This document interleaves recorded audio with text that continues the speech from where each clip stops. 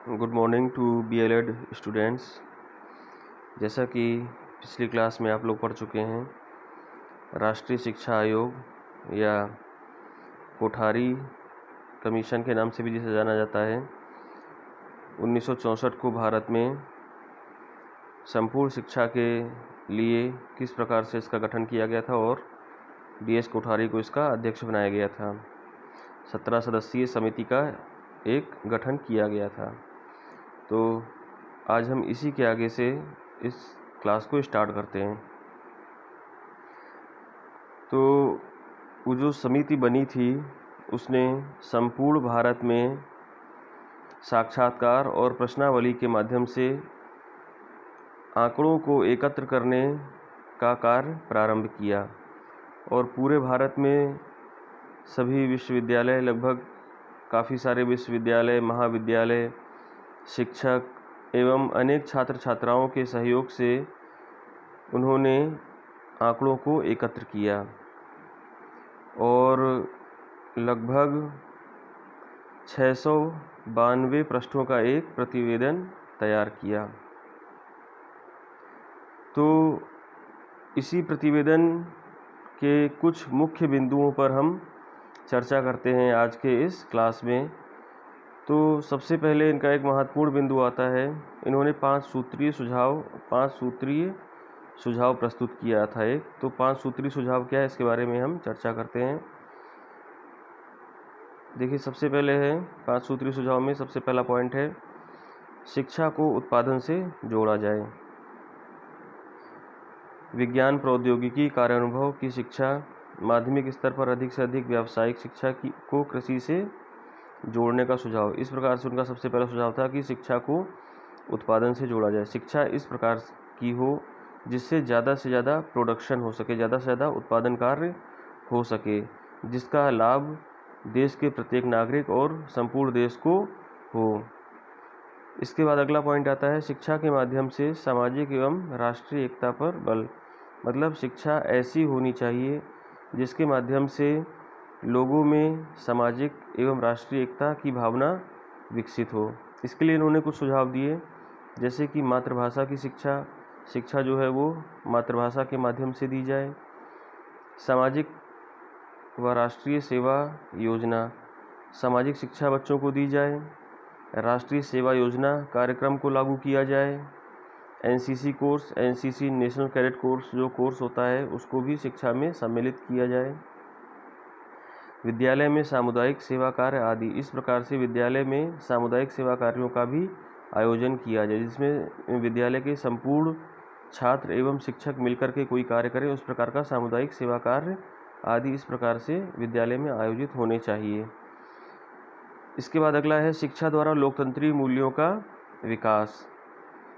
तो शिक्षा ऐसी हो जिससे बच्चों में, छात्रों में लोकतंत्री मूल्यों का विकास हो सके। इसके लिए इन्होंने कुछ बिंदुओं पर प्रकाश डाला है, जैसे 6 से 14 वर्ष के बच्चों को अनिवार्य एवं निःशुल्क शिक्षा। 6 से 14 वर्ष की आयु के बच्चों को, सभी बच्चों को अनिवार्य एवं निःशुल्क शिक्षा प्रदान की जाए। सभी बच्चों को बिना भेदभाव के शिक्षा के समान अवसर। मतलब बच्चों को शिक्षा के लिए किसी प्रकार से उनमें कोई भेदभाव ना किया जाए, सभी को समान अवसर उपलब्ध कराए जाएं। विद्यालयों में ऐसे कार्यक्रमों का आयोजन हो जिससे बच्चों में लोकतंत्री मूल्य विकसित हो सके, यानी कि समय समय पर विद्यालय में ऐसे कार्यक्रम भी आयोजित होने चाहिए जिससे छात्रों में लोकतंत्री मूल्यों का विकास हो सके। अगला पॉइंट है, शिक्षा द्वारा राष्ट्र का आधुनिकीकरण करना। यानी कि यहाँ पर इन्होंने ये बताया है कि शिक्षा ऐसी हो जिससे राष्ट्र का आधुनिकीकरण हो सके। इसके लिए कुछ उन्होंने सुझाव दिए, जैसे राष्ट्र के आधुनिकीकरण से आयोग का तात्पर्य विज्ञान एवं तकनीकी के प्रयोग से देश का आर्थिक विकास करने और जनसाधारण के जीवन स्तर को ऊंचा उठाने से है। यानी कि विज्ञान और तकनीकी को इन्होंने अत्यंत महत्वपूर्ण स्थान दिया है, जिससे कि देश का आधुनिकीकरण हो सकेगा और देश के जनसाधारण, एक आम नागरिक का जीवन स्तर भी इसके माध्यम से ऊंचा उठ सकता है।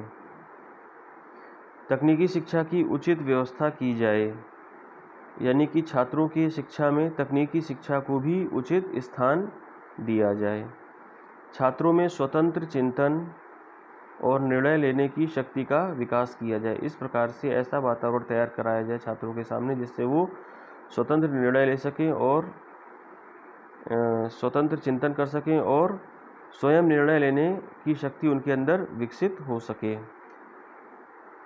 इसके बाद पांचवा पॉइंट जो आता है 5 सूत्री कार्यक्रम के अंतर्गत, शिक्षा द्वारा सामाजिक, नैतिक और आध्यात्मिक मूल्यों का विकास करना।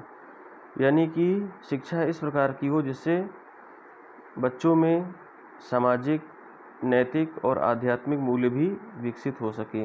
यानी कि मूल्यों में इन बिंदुओं को समायोजित किया जाए। शिक्षा में जो मूल्य समाहित किए जाएं, उन मूल्यों में सामाजिक, नैतिक और आध्यात्मिकता को स्थान प्रमुख रूप से दिया जाए। इसके लिए इन्होंने बताया, शिक्षक शिक्षार्थी विचार विमर्श करें, अपने लिए मूल्यों का चयन करें।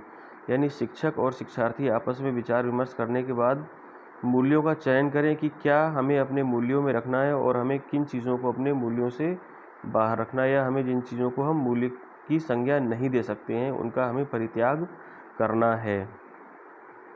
सभी शिक्षा संस्थाओं में अनिवार्य रोचक कहानी के माध्यम से शिक्षा प्रदान की जाए। इस प्रकार से जो भी शिक्षा संस्थाएं हैं वो रोचक कहानी के माध्यम से अनिवार्य रूप से शिक्षा प्रदान करें। विश्वविद्यालय स्तर पर मूल्यों का सुदृढ़ीकरण किया जाए। जो विश्वविद्यालय स्तर की शिक्षा या उच्च स्तर की शिक्षा है वहाँ पर इस प्रकार की शिक्षा होनी चाहिए जिससे कि छात्रों में मूल्यों का सुदृढ़ीकरण हो सके। तो छात्रों, आज की क्लास यहीं पर समाप्त करते हैं। अब अगले दिन इसी के आगे से ही हम लोग इसी टॉपिक को स्टार्ट करेंगे। धन्यवाद।